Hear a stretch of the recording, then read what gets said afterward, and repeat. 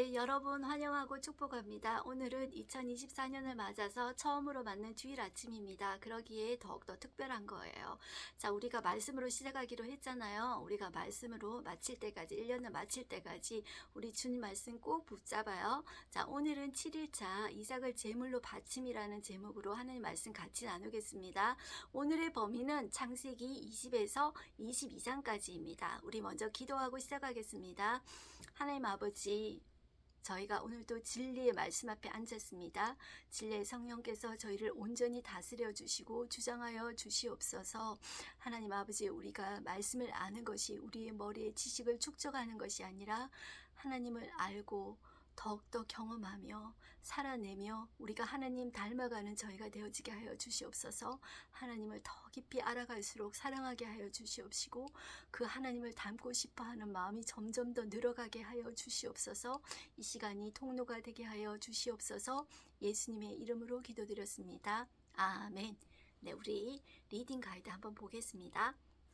아브라함은 가데스와 술 사이의 남방 지역에 머무릅니다. 이곳은 아비멜렉 왕이 통치하던 지역이었고 아브라함의 아들 이삭이 자란 곳입니다. 하나님께서 아브라함에게 약속하신 큰 민족을 향하면서 하나님 나라 국민 1번, 아브라함에 이어 국민 2번이라고 할 수 있는 이삭이 태어납니다. 하나님께서 아브라함에게 약속을 주신 지 25년이 지난 아브라함 100세 때 일입니다. 아브라함은 이삭을 제물로 바치라는 하나님의 명령에 순종하였고 이삭 역시 아버지 아브라함의 뜻에 순종합니다. 네, 우리 가이드 맵 밑에 한번 보시겠습니다. 자, 지도 제일 위에 보시면 제일 위에 나오는 것이 단이죠. 우리가 이스라엘 지도를 볼 때 항상 제일 위에 있는 것이 단입니다. 자, 우리가 우리 한반도를 지칭할 때 제일 북쪽을 우리가 백두산 그리고 제주도 한라산, 그래서 요거를 우리 한반도 이야기할 때 백두에서 한라까지 이런 이야기를 하지 않습니까? 이제 성경에서는 관용적인 표현으로 이스라엘 땅을 이야기할 때 제일 북쪽 단, 제일 아래쪽 브엘세바 이렇게 본다는 것입니다. 자, 브엘세바는 이스라엘 남방 한계선이다 이렇게 생각하시면 돼요. 자, 그 아래 부분을 우리가 네게브 지역 남방 이렇게 쓴답니다. 자, 그 아래가 네게브 사막이 있는데 그 브엘세바는 거기 시작점이라고, 남방 한계선의 시작점이라고 여러분들 보시면 되겠습니다. 그 밑에 가데스 바네아는 오아시스입니다. 우리가 나중에 나올 거예요. 자, 바람 광야하고 네게브 사막하고 거기 걸쳐서 있는 오아시스입니다. 네, 우리 20장에 들어가서 한번 보겠습니다. 아브라함과 아비멜렉이 나오죠. 자, 우리 아비멜렉은 그랄 땅의 왕입니다. 네, 1절을 보시면 아브라함이 거기서 네게브 땅으로 옮겨가 나오죠. 야, 거기서는 어디일까요? 바로 헤브론을 의미하겠죠. 우리 지난 시간에 거의 헤브론에 있었잖아요. 아브라함이 네게브 땅으로 옮겨갔다 그랬죠. 오른쪽 여백에 보시면 여러분들 설명이 나옵니다. 한번 볼게요. 아브라함, 헤브론, 자, 마므레 상수리 나무 근처가 여기 헤브론에 있었다는 거죠. 자, 그 지역에서 남방, 다른 말로 네게브 또 사막이라고도 해요. 브엘세바로 이주를 합니다. 자, 이 지역에서 바로 누가 출생한다?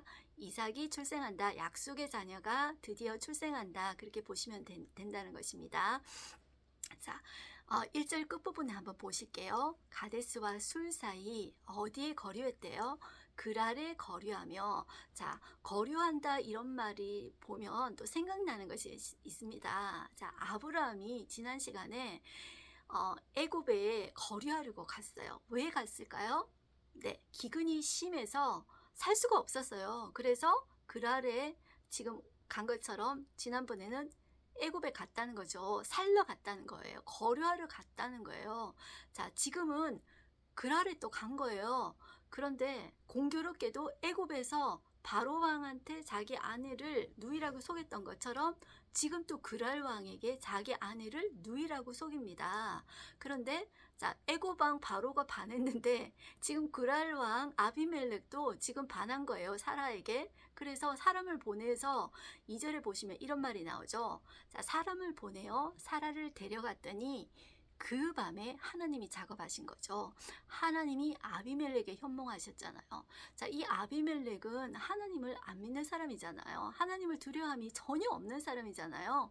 그런데 하나님이 아브라함 때문에 이 아비멜렉 이 왕에게 나타나신 거죠. 꿈에. 자, 그에게 이르시되 네가 데려간 이 여인으로 말미암아 내가 죽으리니 그는 남편이 있는 여자임이라 하나님이 이렇게 말씀하신 거죠. 자, 미리 경고를 해주신 거죠. 자, 이런 것을 보면 자, 아브라함은 살기 위해 자기 아내를 누이라고 하는 거짓말을 행하잖아요. 믿음의 조상이라고 하지만 정말 부족한 것을 볼 수가 있죠. 그럼에도 불구하고 누가 이끌어 나가신다? 신실하신 하나님이 이끌어 나가신다. 그 믿음을 성장해 가게 하신다. 그것을 볼 수가 있죠. 그것처럼 우리도 어떻습니까, 여러분들? 우리가 부족하지만 하나님께서 우리를 이끌고 가신다. 우리도 그것을 볼 수가 있는 겁니다. 자, 그렇게 보시고요, 여러분들. 밑줄 중심으로 제가 설명을 드리겠습니다. 중간쯤 보시면 7절에 이런 말이 있어요. 자, 이제 그 사람의 아내를 돌려보내라. 그는 선지자라. 그가 너를 위하여 기도하리니 내가 살려니와 내가 돌려보내지 아니하면 너와 내게 속한 자가 다 반드시 죽을 줄 알지니라. 이렇게 하나님이 이야기하신 거예요. 자, 아브라함이 비록 실수하고 부족했을지라도 하나님께서 그 아브라함에게 제사장의 사명을 감당할 수 있도록 이야기를 하는 거예요. 그래서 자, 그가 기도해 줄 거야. 그러면 네가 살 거야. 이렇게 이야기를 해 주셨다는 거죠. 자, 11절도 한번 보시겠습니다. 아브라함이 이르되 이곳에서는 하나님을 두려워함이 없으니 내 아내로 말미암아 사람들이 나를 죽일까 생각하였으며, 자, 하나님 이 사람들이 두려워하지 않으니까 나 죽일 것 같아서 그랬다고 그랬죠. 지난번에도 그랬잖아요. 근데 이번에 또 그런 거예요. 하나님한테 한 번 실수하는 것이 아니라 이렇게 또 실수하고 또 실수하는 아브라함의 모습을 볼 수가 있죠. 자, 이 모습이 우리의 모습이죠. 그죠? 자, 그 다음 페이지 여러분들 넘기셔서 17절에 한번 보실게요. 아브라함이 하나님께 기도함에 하나님이 아비멜렉과 그의 아내와 여종을 치료하사 출산하게 하셨으니 여호와께서 이왕에 아브라함의 아내 사라의 일로 아비멜렉의 집의 모든 때를 닫으셨음이더라. 나오죠. 자, 아브라함이 정말로 제사장의 사명을 감당하고 기도를 해줍니다. 우리 또한 아브라함처럼 이런 사명을 가졌다는 것을 꼭 기억했으면 좋겠어요. 자, 21장에 오시면 이제 드디어 사라가 약속의 자녀 이삭을 낳습니다. 우리 1절 한번 보겠습니다. 저는 이 1절 말씀이 참 좋아요. 자, 자세히 한번 보겠습니다.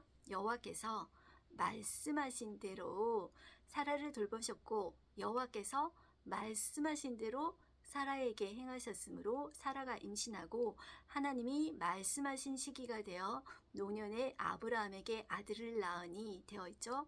자, 주체가 자식을 낳는 주체가 생명의 주체가 누구냐 하면 여호와예요. 여호와 하나님이 말씀하셨어요. 약속하셨잖아요. 약속하신 대로 어떻게 하셨다고요? 사라를 돌보셨고 또 그리고 말씀하신 대로 어떻게 해요? 사라에게 행하셨다는 거죠. 하나님은 말씀하시고 잊어버리시는 분이 아니시라 돌보시고 행하시는 분이시라는 거죠. 사라에게도 그렇게 돌보시고 행하신 분이 오늘날 우리에게도 사라가 90세 정도가 되었어요. 이삭을 낳을 때가. 자, 여자로서는 거의 여러분들 여자로서의 생명이 거의 끝난 거 아닙니까? 자, 우리도 또한 여러분들 이렇게 생각할 수 있어요. 내가 지금 사라와 같은 존재야. 지금 내가 어떤 여자로서 그리고 지금 내 형편에서 나는 할 수 있는 게 너무나도 부족해. 하지만 누가 시작하십니까? 하나님께서 사라를 돌보신 것처럼 나를 돌보시고 나에게 또 행하신다. 그 말씀을 우리가 붙잡았으면 좋겠어요. 그리고 하나님의 정확한 시기에 하나님의 말씀하신 시기가 되어서 아들을 낳게 됩니다. 네, 이제 아들을 낳는 겁니다. 자, 이삭을 할례를 행하고 또 자 6절에 보시면 이런 말씀이 있어요. 사라가 이르되 하나님이 나를 웃게 하시니 듣는 자가 다 나와 함께 웃으리로다. 얼마나 행복했을까요, 여러분? 사라가 그가 결혼하고 나서 이렇게 웃을 일이 있었을까요? 신혼 때 말고 자, 자식 못 낳아가지고 계속 힘들었겠죠. 그 당시에는 자식이 이제 여자가 애를 못 낳으면 이혼당할 수도 있는 위치 아닙니까? 그럼에도 불구하고 이렇게 자식을 못 낳았는데 지금 이 이삭 때문에 웃으니까 얼마나 행복했을까요? 이런 날도 이제 온답니다. 하나님이 우리에게 어떤 때는 고난도 겪게 하지만 이런 우리에게 웃음을 주실 일도 생긴다는 것입니다. 여러분들 우리의 삶이 피곤하고 힘들고 실망될지라도 절대로 낙심하지 마십시다. 이것이 끝이 아닙니다. 하나님께서 우리의 불가능 속에서 역사하시고 시작하십니다. 네, 그 다음 보실까요? 그 다음 소제목 보시면 하갈과 이스마엘을 내쫓는 내용이 나오죠. 자, 어떤 이야기냐 하면 여기 나오는 내용은 어렵지 않고 여러분들 다 아시는 내용입니다. 자, 이삭이 자라서 젖을 뗄 때가 되었어요. 그래서 잔치를 벌였죠. 그런데 자, 14살 정도 더 먹은 이스마엘이 막 그 이삭을 가지고 놀리는 거예요. 그러니까 그 광경을 본 사라가 얼마나 속상하겠어요. 그래서 이 어미 하갈과 이 아들 이스마엘을 쫓아보내는 거죠. 자, 그 광경이 나옵니다. 자, 어렵지 않기 때문에 여러분들 보시면 되겠고요. 12절에 보시면 이렇게 이야기하세요. 하나님이 아브라함에게 이르시되 내 아이나 내 여종으로 말미암아 근심하지 말고 사라가 내게 이른 말을 다 들으라. 이삭에게서 나는 자라야 내 씨라 부를 것임이라 이야기하죠. 자, 이삭이 약속의 자녀라는 것입니다. 그런데 이삭이 그 여종의 자식에게서 비웃음을 사고 이제 조롱을 당하잖아요. 이런 글들이 갈라디아에서 보면 갈라디아서 4장에 보면 바울이 이야기해요. 나중에는 약속의 자녀가 그 율법의 자녀에게 조롱을 받는다. 그런 이야기가 나오거든요. 자, 우리가 이삭에게서 나는 자라 내 씨라 부를 것임이라 밑줄 그 부분을 봤어요. 13절 보시면 그러나 여종의 아들도 내 씨니 내가 그로 한 민족을 이루게 하리라 나오죠. 자, 저는 여기서도 아브라함이 믿음이 부족해서 이제 여종의 그 아들을 통해서 이스마엘을 낳았잖아요. 그래서 이 문제가 발생하게 되는데 이 문제가 생겼는데 아브라함은 수습을 못하는데 누가 수습해 주십니까? 이러지도 저러지도 못하는 아브라함을 하나님이 수습해 주시고 그도 한 민족을 이루게 해주시잖아요. 하나님은 이런 말씀을 하셨어요. 까마귀 새끼도 먹을 것이 없어서 오락가락하는 그 광경을 보고 하는 불쌍히 여기셔서 그 까마귀 새끼도 먹으신다고 했어요. 그리고 성경에 참새 한 마리도 하나님이 허락하지 않으시면 결코 땅이 떨어지는 일이 없다고 했어요. 하물며 하나님의 형상을 닮은 사람, 우리도 하나님께서 얼마나 긍휼히 여기실까요? 약속의 자녀는 이삭이지만 하나님께서는 이스마엘에게도 너로 한 민족을 이루게 하리라 이렇게 말씀해 주시는 거죠. 이것이 이게 하나님의 마음이라고 저는 생각해요. 하나님은 긍휼히 여기시는 하나님, 우리를 불쌍히 여기시는 하나님이십니다. 그래서 그 뒷부분에 그런 이야기들이 많이 나와요. 17절도 보실까요? 하나님이 그 어린아이의 소리를 들으셨으므로 하나님의 사자가 하늘에서부터 하갈을 불러 이르시되 하갈아 무슨 일이냐 두려워하지 말라. 하나님이 저기 있는 아이의 소리를 들으셨나니 일어나 아이를 일으켜 내 손으로 붙들라. 그가 큰 민족을 이루게 하리라 하시니라. 이렇게 약속해 주시죠. 자, 이것이 하나님의 은혜입니다. 자, 그 다음에 밑에 보시면 아브라함과 아비멜렉의 언약이 나오죠. 자, 둘이가 왜 언약을 맺을까요? 자, 지금 그랄 땅 왕이 아비멜렉이에요. 그런데 가만히 보니까 아브라함이 무슨 일을 하든지 다 잘 되는 거예요. 그래서 자, 너와 나와 언약을 맺자 이렇게 한 거죠. 그래서 언약을 맺은 그곳이 그 다음 페이지 보실까요? 62쪽에 보시면 31쪽에 나옵니다. 31절에 나옵니다. 31절 두 사람이 거기서 서로 맹세하였으므로 그곳을 부엘세바라 이름하였더라. 이 부엘세바의 이름의 뜻이 바로 맹세의 우물이라는 뜻입니다. 자, 그리고 33절에 보시면 아브라함은 부엘세바에 어떤 나무를 심었냐 하면 에셀나무라는 나무를 심었다. 그리고 그것을 기념했다. 나오죠? 자, 옆에 보시면 왼쪽 여백에 보시면 나무 하나 그려져 있고 자, 그 의미에 대해서 이렇게 세 가지로 이렇게 나와 있죠? 짧게 한번 보시면 이 나무는 상록수 나무다. 평화를 의미한다. 아브라함이 부엘세바에 심고 영원하신 여호와의 이름을 부른 곳이다. 그리고 그리고 아비멜렉과의 평화 유지를 바라는 마음으로 심음 이렇게 적혀져 있어요. 그렇게 참고를 해주시고요. 자, 이제 우리는 22장으로 갑니다. 22장에 이삭을 번제로 드리라 하시는 거예요. 자, 이 번제는 태워서 드리는 제사예요. 자, 이 영어로는 번트 오퍼링이라 그러는 거예요. 다 태워서 드리라는 거예요. 여러분들, 이 제사는 자식을 드리는 그 인신 제사는 이방 종교에서 보는 거잖아요. 어떻게 하나님이 자식을 제물로 드리라 그럴 수 있을까? 그렇게 이야기하는데 이 이야기 속에는 바로 누구의 이야기가 있냐면 하나님의 이야기가 바로 있어요. 훗날 이 이야기는 누구의 이야기가 되냐면 하나님의 이야기. 이삭은 바로 예수님을 예표하는 이 이야기가 됩니다. 자, 22장 1절 보시면 그 일 후에 하나님이 아브라함을 시험하시려고 그를 부르시되 아브라함아 하시니 그가 이르되 내가 여기 있나이다. 여호와께서 이르시되 내 아들 내 사랑하는 독자 이삭을 데리고 모리아 땅으로 가서 내가 내게 일러준 한 산 거기서 그를 번제로 드리라 나오죠. 자, 여기 밑줄 그어진 부분을 보시면 모리아 땅이 나오죠. 이 모리아 땅이 바로 옆에 보시면 왼편에 후에 성전이 세워진 시온산이라는 거죠. 자, 이곳이 나중에 예수님이 십자가에 못 박히는 곳이 된다는 거죠. 자, 이렇게 보시고 이것이 다 성경에 오버랩 되어 있어요. 하나님이 그 아브라함의 마음을 모르셨을까요? 하나님 벌써 창세기 3장 15절에 제가 원시복음할 때 이야기를 했어요. 하나님이 선악과 만들고 인간이 범죄할 줄 아셨죠. 아셨음에도 불구하고 그런 장치를 해놓으셨죠. 그때부터 훨씬 그 이전부터 창세 전부터 인간을 만들려고 하나님께서 플랜을 짜놓으실 때부터 하나님은 그 인간이 지을 죄를 생각하시고 그 인간이 죄를 지을 때 내가 내 생명을 주리라고 이미 다 계획해 두신 거예요. 그리고 아브라함을 이렇게 시험하시는 그 하나님이신데 그 아브라함의 마음을 아픈 마음을 다 알고 있죠. 여러분들 사랑하지 않으면 아프지 않습니다. 사랑하고 귀하기 때문에 더 아픈 거죠. 그만큼 귀하게 여기 때문에 그렇습니다. 자, 그런데 이 아브라함은 하나님을 믿었어요.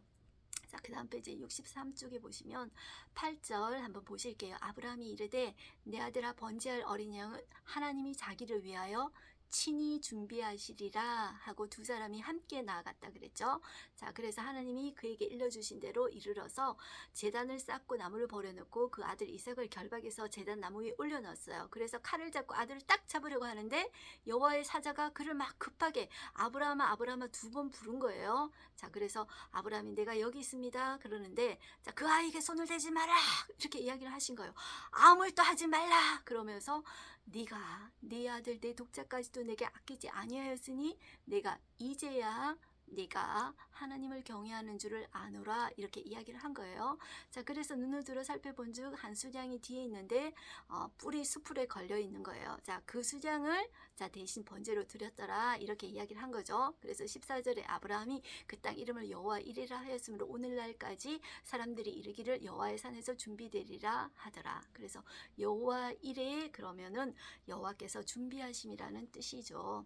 하나님은 우리의 삶 가운데서 우리는 우리의 앞길을 모릅니다. 그러나 하나님은 우리의 과거, 현재, 미래를 함께 보고 계십니다.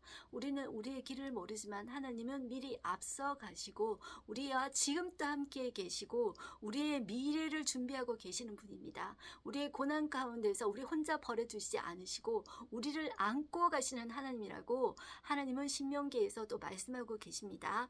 자, 그리고 또 17절에 보시면 하나님이 또 약속을 해주십니다.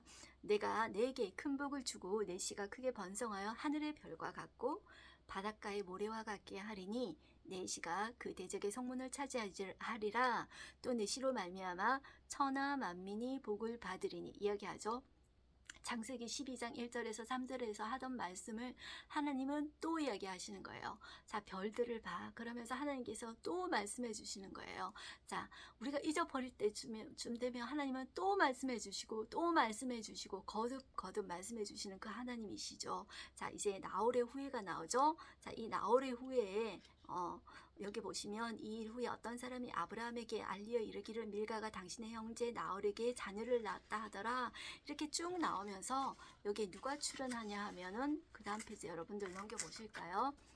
자, 끝부분에 자, 23절 끝에 부두엘은 리브가를 낳았고 나오죠. 이 리브가가 누구일까요? 바로 약속의 아들, 약속의 자녀 이삭의 이제 아내가 되는 존재가 바로 리브가죠. 자, 이렇게 하고 오늘 이제 성경은 마칩니다. 오늘 하루 한 절 말씀을 한번 볼까요? 사자가 이르되 그 아이에게 내 손을 대지 말라, 그에게 아무 일도 하지 말라. 내가 내 아들 내 독자까지도 내게 아끼지 아니하였으니 내가 이제야 내가 하나님을 경외하는 줄을 아노라, 이렇게 이야기하는 거예요.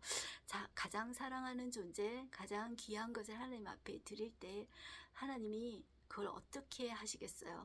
죽이겠습니까? 하나님은 죽는 것도 다시 살리시는 그런 존재이십니다. 하나님이 그 인신 제사를 정말 원하셨을까요? 정말 원하지 않으셨죠. 그렇지만 그 아브라함의 마음을 테스트해 보신 거죠. 그렇지만 그 마음이 얼마나 아프다는 것을 하나님 너무 잘 알고 계시죠. 자, 우리 인사이트 한번 보겠습니다. 아브라함은 25년 동안 기다린 끝에 100세가 되어서야 얻은 아들 이삭을 제물로 바칩니다. 이는 하나님이 자신의 아들을 아끼지 않고 우리를 위해 십자가에 내어주신 놀라운 사랑을 보여줍니다. 이 사건은 대속의 진리를 보여줍니다. 이삭은 생리가 끊긴 어머니에게서 태어났습니다. 예수님은 동정녀 마리아에게서 나셨습니다. 이삭은 독자입니다. 예수님은 독생자이십니다. 아버지 아브라함이 아들을 제물로 바쳤습니다. 아버지 하나님이 아들을 십자가의 제물로 내어주셨습니다. 이삭에게 수량을 대속 제물로 주셨습니다. 구약의 모든 희생 제물이 예수님의 대신 속죄해 주심, 대신 죽으심, 그 의미입니다. 죽음을 가리키고 있습니다. 이삭은 산에서 내려왔습니다. 예수님은 죽은 자 가운데서 부활하셨습니다. 자, 제가 조금 전에도 말했지만 이 아브라함은 이 자신의 이 이야기가 후에 하나님의 이야기가 될 줄 몰랐겠죠. 그죠? 하나님은 진짜로 죽잖아요. 자기 아들이, 아브라함의 아들 이삭은 진짜로 죽지 않았어요. 그리고 살아서 내려왔잖아요. 그런데 하나님의 아들인 예수님은 진짜로 죽으셨어요. 그리고 다시 살아나셨습니다. 그리고 우리에게 새로운 생명을 주셨어요. 저는 오늘 말씀을 읽으면서 아브라함이 그랄 땅에 가가지고 그 왕에게 또 실수하잖아요. 자기 아내를 누이라고 하고 자기 생명 찾으려고 그 사라가 거기서 또 죽을 수도 있는 거잖아요. 그럼에도 불구하고 자기 살려고 또 거짓말을 한 것을 보면서 이 아브라함의 실수에도 불구하고 하나님은 그가 그랄 왕을 위해서 기도하게 하시고 여전히 축복의 통로로 이끌어 가심을 이제 보게 되는 거예요. 하나님은 나의 부족과 나의 실수에도 불구하고 여전히 나를 사랑하시고 나를 축복의 도구로 쓰고 싶어 하신다는 그런 마음이에요. 여러분들 어떠세요? 우리는 하나님 보시기에 완벽하지 않습니다. 우리는 사람 보기에도 완벽하지 않습니다. 그럼에도 불구하고 하나님은 여러분들을 사랑하시고 저를 사랑하시고 여전히 복의 통로로, 복의 근원으로 사용하고 싶어 한다는 사실을 여러분들 오늘 보셨습니까? 주님, 그 하나님, 주님 바라보면서 내가 비록 부족하지만 하나님 날 믿어주시죠. 그 사랑에 힘입어 저 주님 닮고 싶어요. 하나님의 마음 닮고 싶어요. 그런 우리가 되어줬으면 좋겠어요.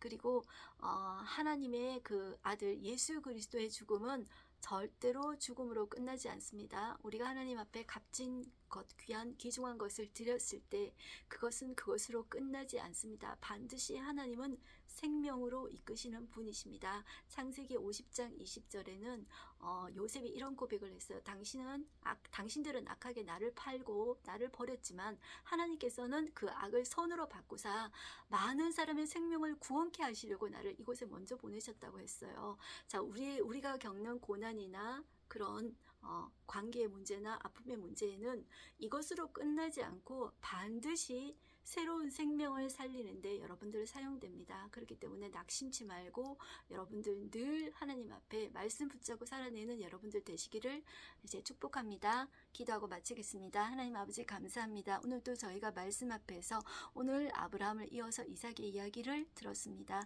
이 이야기는 예수님의 이야기로 다시 기결이 됩니다. 하나님 우리에게 가장 소중한 예수 그리스도, 가장 귀한 예수 그리스도를 선물로 주셨습니다. 그러나 그것으로 끝나지 않고 않고 우리에게 생명을 주셨습니다. 우리 안에 예수 생명이 있습니다. 이 생명이 있기에 하나님, 우리는 소중한 존재입니다. 내가 비록 실수하고 부족할지라도 하나님 나를 귀하게 여기십니다. 그 사실을 기억하고 오늘 또 승리하면서 살아내게 하여 주시옵시고, 오늘 또 기쁨으로 하나님 앞에 영광 돌리며 예배드리는 우리 되게 하여 주시옵소서. 예수님의 이름으로 기도드렸습니다. 아멘. 네, 여러분들을 축복합니다. 네, 화이팅! 아자! 네, 오늘 마쳤습니다.